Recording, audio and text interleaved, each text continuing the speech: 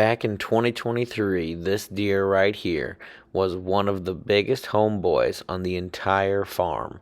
He was around through the beginning, through the middle, and the end of the whitetail season. I even had a chance to take him in muzzleloader season of 2023 as he walked across my turnip and radish food plot in front of me with a muzzleloader, but I decided that he was only 3.5 years old and that he was going to get a pass. And even though he was really nice, I was going to roll the dice and see if he'd make it through another long winter, even with a slight limp, and see if he could turn into a big, mature 4.5-year-old whitetail. And he did just that.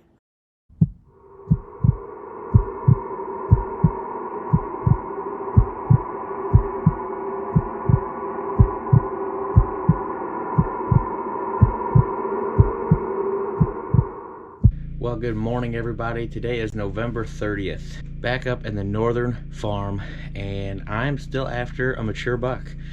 After 29 days, I've finally had one of my big shooters that was missing show back up. He completely disappeared for the rut, and he was a big homeboy late season between 2 or 3 food plots. And so far, that's exactly what he's been doing on 2 of the food plots. He has been bouncing back and forth the last couple of days.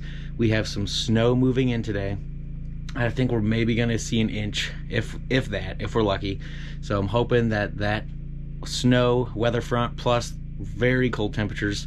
I think it's 22 this morning. The high today is only 30.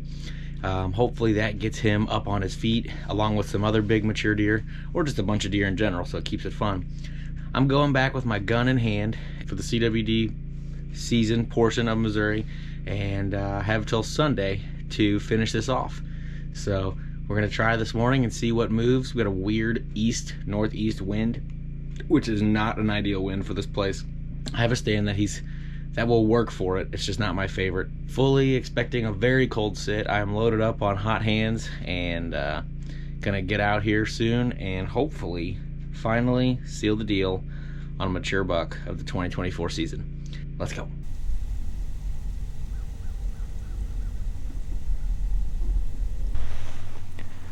Well, as far as filming goes, that didn't go as planned. However, I finally had a chance with my target buck. He showed back up on November 24th.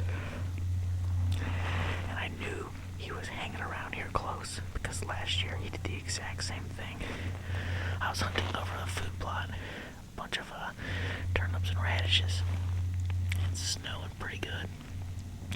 And I was just watching behind me because I know where these deer come from.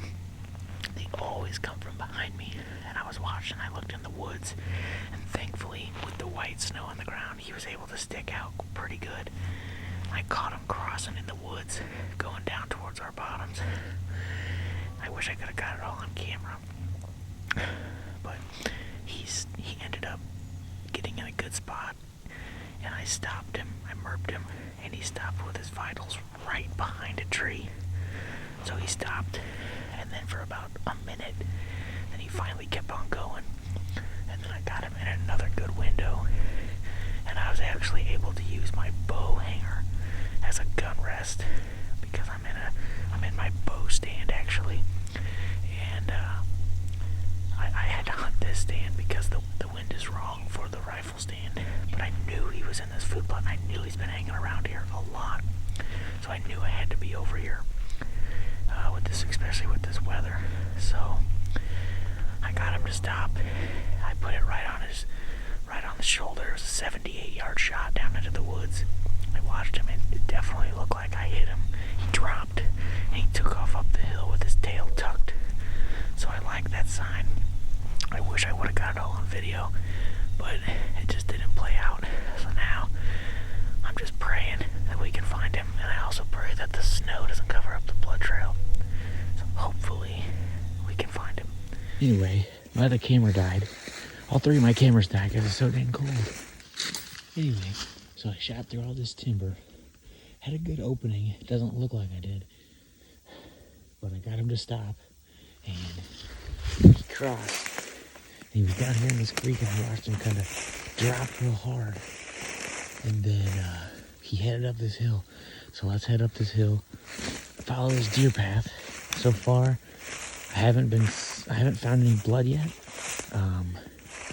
However, a lot of times, you know, a rifle hit deer won't bleed right away. So, just gonna follow up this path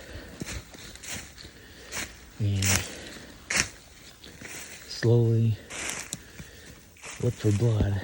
I gave him about a half an hour to die. 30-06. And, oh my gosh. I see him. He's right there. He didn't go 50 yards. He didn't go 50 yards.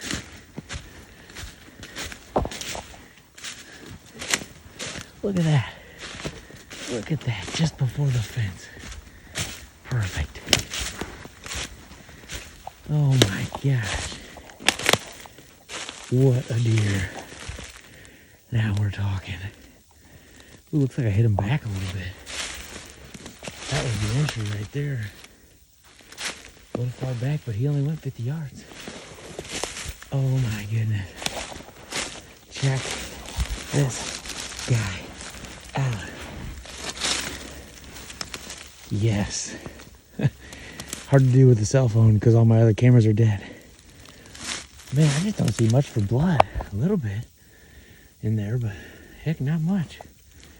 Oh my gosh, what a blessing. What a blessing. What a buck. A buck that I watched all summer. This exact deer I passed last year. And I let him go, and I actually shot the deer that was behind him. And he was I think that this deer was 4.5 this year. He was 3.5 last year, and I was like, oh, he's nice, but he definitely needs a year. And he put on some mass, and he put on some time length, and he disappeared for 29 days. What a story. Wow, I just can't believe it. We got this beautiful snowy day, first snow of the season up here in northern Missouri, and I'm able to connect the only deer I saw with this beautiful mature buck. So I'm gonna get this thing dragged out of the woods, and we're gonna get a weight and get this thing scored. Man, what a buck. I am so pumped up. This is such a blessing. Okay, well, too bad my other cameras aren't working.